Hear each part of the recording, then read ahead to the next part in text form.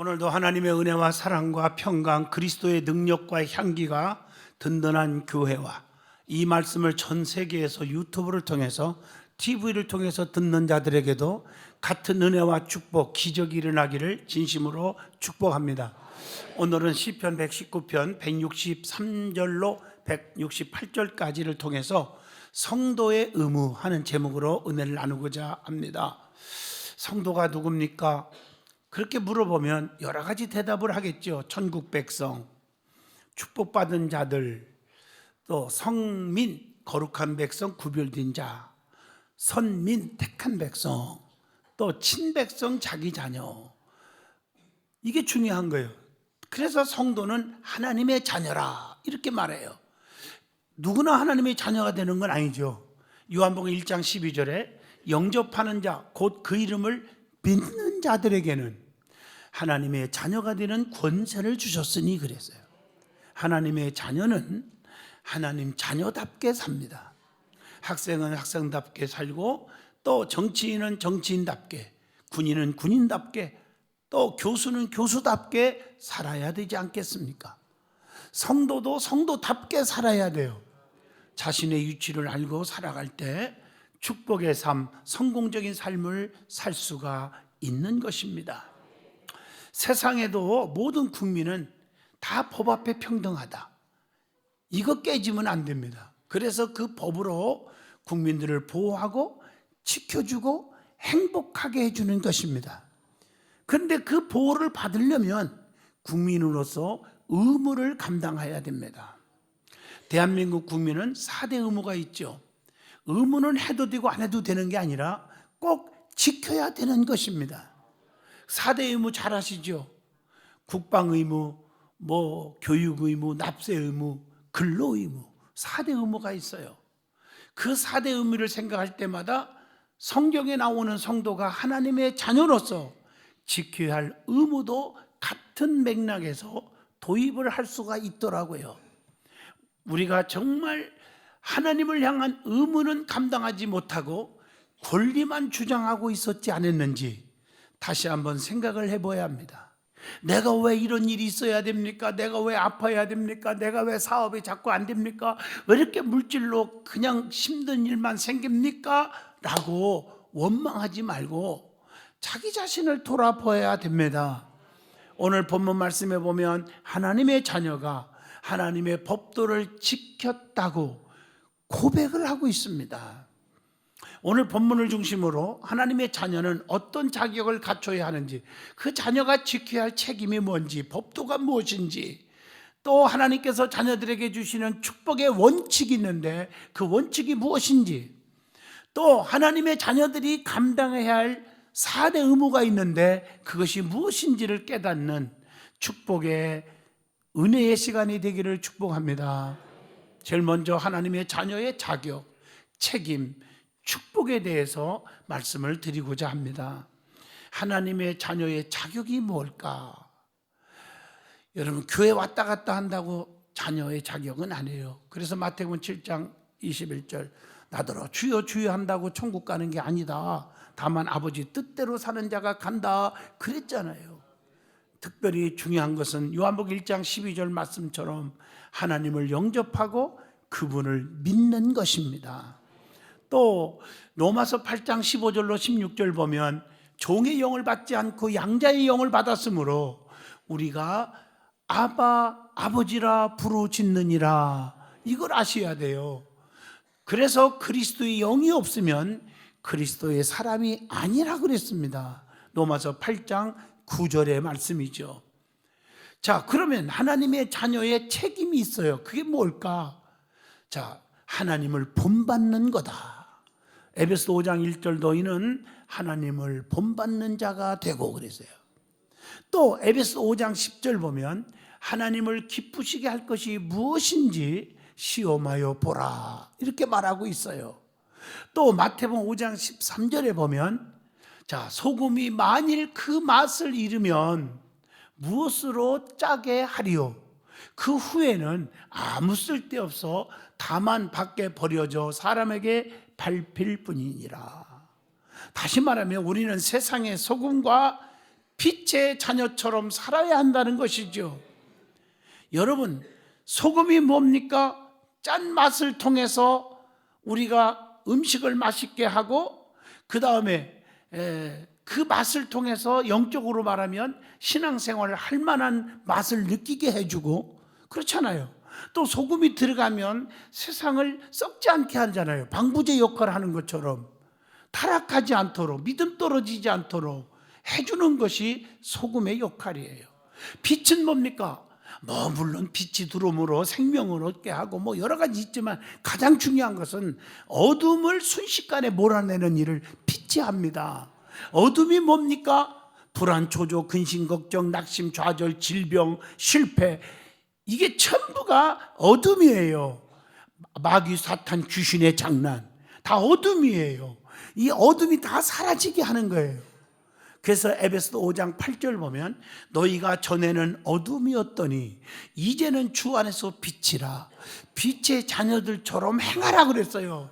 근데 많은 사람들은 빛의 자녀가 되기는커녕 자꾸 자기 자신도, 신앙생활 오래 했다는 분들도 어둠을 향해서 자꾸 들어가는 사람이 있어요. 그리고 갈라디아서 4장 19절, 나의 자녀들아 너희 속에 그리스도의 형상을 이루기까지 하나님을 닮으라는 거예요. 하나님을 닮으라. 그리고 하나님의 집에 거하는 것이라고 누가복음 2장 37절에 말씀하고 계십니다. 자, 그러면 하나님의 자녀에게 주시는 축복의 원칙이 있다는 거예요. 누가복음 6장 38절에 보면 그게 무슨 원칙이 있습니까? 하나님은요, 그 원칙을 가지고 역사하셔요. 첫째가 무엇이든지 다 주신다는 거예요. 요한복음 14장 13절, 너희가 내 이름으로 무엇을 구하든지 내가 행하리니. 또 두 번째로는 구하는 대로 주신다는 거예요. 마태복음 7장 7절로 8절, 구하면 주시고 찾으면 얻을 것이고 두드리면 열려지게 하신다. 또 누가복음 18장 7절 보면 하여튼 빠른 시간에 속히, 충청도 사투리로 말하면 잽싸게 하나님이 주신다. 여러분, 마태복음 8장 5절로 13절 보면 가버나움의 백부장이 주님께 매달릴 때 뭐라 했어요? 가라, 네 믿음대로 되라 했더니 즉시로 하인이 나으니라. 오늘 여러분, 이 채연이가 8살 먹었지만 큰 병원에서도 안 되고 암이 다 퍼졌죠. 걷지도 못하지만 즉시로 기도받고 사모하고 와서 기도하는데 그냥 걷게 되었잖아요. 이게 지금 며칠 된게 아니라 3일 됐어. 지금 이 사건이. 하나님은 빠른 시간에 주신다. 누가복음 18장 7절을 기억하시기를 바랍니다. 예? 어떻게 주신다? 마태복음 6장 18절, 필요한 만큼 하나님이 다 주신다. 또 뿐만 아니라 좋은 것으로 주신다. 마태복음 7장 11절. 또 뿐만 아니라 누가복음 6장 38절, 자, 너희에게 줄 것이니 곧 후이되어 누르고 흔들어 넘치도록 하여 너희에게 안겨주시리라. 풍성하게 해주시는 분이에요. 그래서 성경에 내가 이 땅에 온 것은 생명을 얻고 더 풍성케 하려는 것이니라. 요한복음 10장 10절의 말씀이잖아요. 그리고 마태복음 9장에 보면 20절에 믿음대로 주신다는 거. 믿음이 있을 때 역사가 일어나는 거예요. 갈라디아서 6장 8절 심는 대로 주시리라. 마태복음 16장 27절 행한 대로 주신다. 이게 성경의 원리입니다. 그래서 누누이 말씀드립니다. 다시 말합니다. 다시 말해요. 자, 심는 대로 거두리라, 수고한 대로 먹으리라, 행한 대로 갚으리라, 구한 대로 받으리라, 믿음대로 될지어다. 이게 성경의 기본 원리고 하나님의 원칙이란 말이에요. 자, 그러면 성도들이 하나님으로부터 이런 은총을 받는데, 이런 축복을 받는데 우리가 의무를 감당해야 할 거 아니에요. 그것을 나는 4대 의무로 말합니다. 4대 의무. 의무만 잘 감당하면 하나님의 자녀에게 주시는 특권과 축복을 누리게 해준다는 것이죠. 대한민국 국민은 4대 의무를 지켜야 합니다. 마찬가지로 성도들도 4대 의무를 지켜야 한다라고 깨달았어요. 첫째가 국방 의무. 우리는 나라를 지켜야 할 거 아니에요. 자유 대한민국을 지켜야 될 거 아니에요. 우리 믿음의 사람들도 교회를 지키고 주회종들을 지키고 성도 지키고 하나님 나라를 지켜야 될 거 아닙니까? 우리의 싸움은 혈과 육의 싸움이 아니라 마귀 사탄 귀신과의 싸움이에요. 에베소 6장 12절의 말씀입니다. 그래서 베드로전서 5장 8절에 근신하라 깨어라 너희 대적 마귀가 우는 사자와 같이 두루두루 다니며 삼킬 자를 찾나니 마귀 사탄 귀신을 쫓아내야 됩니다. 그것들이 우리에게 저주가 오게 하고 질병이 오게 하고 슬픔이 오게 하고 그러는 거예요. 예수님이 세상에 오신 것은 요한일서 3장 8절에 뭐라고 했어요? 마귀의 일을 멸하려 하심이라 그렇게 말하고 있어요. 그래서 우리 주님은 멸할 수 있도록 우리에게도 뱀과 전갈을 짓밟을 수 있는 권세를 주신다니 그랬어요. 악의 세력에게 속지 않도록 우리는 깨어있고 조심하여야 됩니다. 그래서 마태복음 24장 23절 그리스도가 여기 있다 저기 있다 해도 미혹되지 말라고 했어요. 베드로후서 3장 4절 주님의 재림이 없다고 하는 이단들이 많아요. 조심하란 말이에요. 마태복음 7장 15절 이리와 같은 거짓 선지자들이 나타나서 우리를 유혹하니까 미혹하니까 조심하라고 그랬어요. 그래서 고린도전서 10장 12절 그런즉 선줄로 생각하는 자는 넘어질까 조심하라고 했습니다. 조심하시길 바랍니다. 그러기 위해서 내 힘으로 안 되잖아요. 에베소 6장 13절 하나님의 전신갑주를 취하라. 사도행전 1장 8절 성령을 받아서 권능을 받게 되는데 땅끝까지 증인되라 이렇게 말하고 있어요. 그래서 성령 임하시면 마귀, 질병, 실패, 낙심, 불평 이런 것들을 전부 다 물리치고 기쁨으로 산다고 했어요. 데살로니가전서 1장 6절입니다. 성령의 능력으로 자녀들, 가정의 행복, 사업, 직장, 건강 지킬 수가 있는 것입니다. 그래서 능력만 받으면 돼요. 출애굽기 4장 17절 너는 이 지팡이를 손에 잡고 가서 이것으로 이적을 행하라. 모세가 권능의 지팡이를 딱 잡고 가니까 60만이 따라오고 홍해바다가 쫙 갈라지고 반석에서 샘물이 터져나오고 하늘에서 만나와 미추라기가 내려오고 불기둥과 구름기둥으로 막 보호하시고 인도하시고 지켜주셨지 않습니까? 그래서 우리 힘으로 살아가지 마요. 주님이 주시는 능력을 받아야 돼요.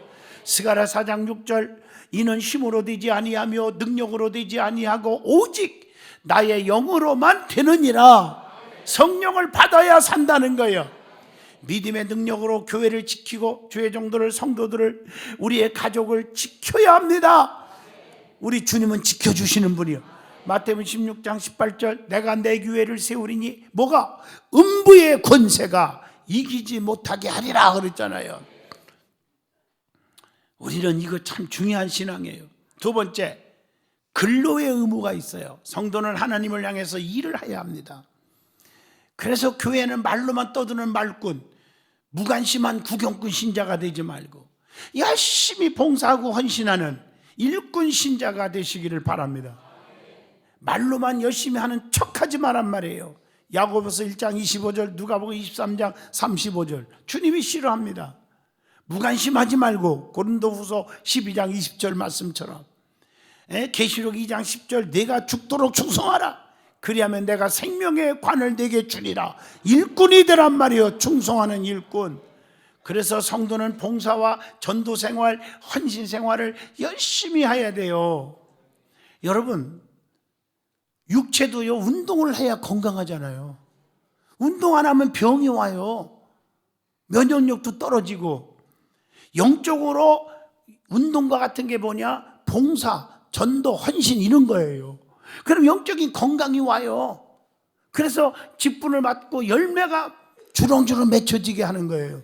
마태복음 25장 19절 말씀처럼 열매가 있어야지. 열매가 열심히 일해야 돼. 봉사해야 돼요. 마가복음 11장 7절 말씀처럼 하나님 나라의 일꾼으로 봉사하게 하기 위해서 저와 여러분을 부르셨다고 마가복음 3장에 기록되어 있고요. 그래서 우리는 교회 안에서 충성하는 자가 돼야 돼요. 성전에서도 기둥이 돼야 돼요. 모세가 혼자 일할 수 있습니까? 아론과 우리 양쪽에서 받들어 줬어. 두 일꾼 기둥이 있었어. 출애굽기 17장 12절 말씀처럼. 요한복음 1장 41절 복음을 위해서 열심히 전해야 돼요. 왜냐하면 고린도전서 9장 16절 보면 만일 복음을 전하지 아니하면 내게 화가 있을 것이므로다. 무서운 말씀이죠. 그래서 초대교회가 성령의 역사가 일어나고 부흥의 역사가 일어나는 것은 간단합니다. 전도입니다. 사도행전 5장 42절입니다. 예수님도 모든 족속으로 제자 삼아 성령으로 세례받게 하고 다 제자 삼으라고 마태복음 28장에 분명히 말씀합니다. 그래서 로마서 10장 15절 보면 아름답도다 좋은 소식을 전하는 자들의 발이요 함과 같으니라. 전도하는 자의 발은 아름다운 것입니다. 예수님의 3대 사역 중에 하나도 전도입니다. 누가복음 4장 44절 보면 갈릴리 여러 해당에서 전도하시더라. 여러분은 어디를 가든지 전도입니다. 예수님도 그렇게 하셨어요. 여러분 열심히 일을 해야 건강하듯이 여러분 열심히 주의 일을 할 때 믿음이 생깁니다. 데살로니가 후서 3장 11절의 말씀입니다. 자, 세 번째 의무가 납세 의무가 있습니다. 성도는 하나님과 교회를 위해서 드려지는 생활이 있어야 합니다. 그래서 성경에도 11조와 헌물을 드리라. 말라기 3장 8절도 나의 것을 도둑질하지 말고 우리가 어떻게 주의 것을 도둑질하였나까 하는도다. 그러지 말고 온전한 11조를 드리라는 거예요. 11조와 봉헌물이라는 것입니다.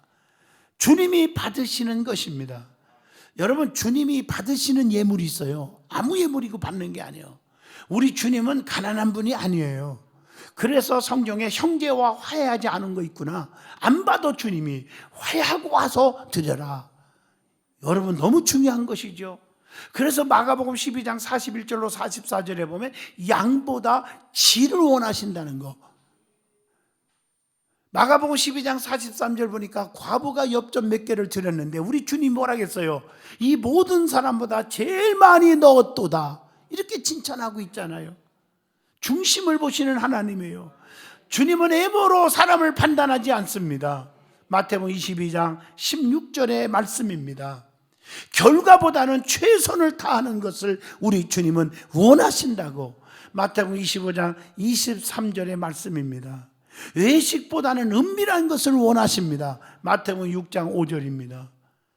애모보다는 중심을 보신다고 로마서 2장 11절에도 말씀합니다. 교만한 것보다는 겸손을 원하신다고 누가복음 18장 13절에 보고 계십니다.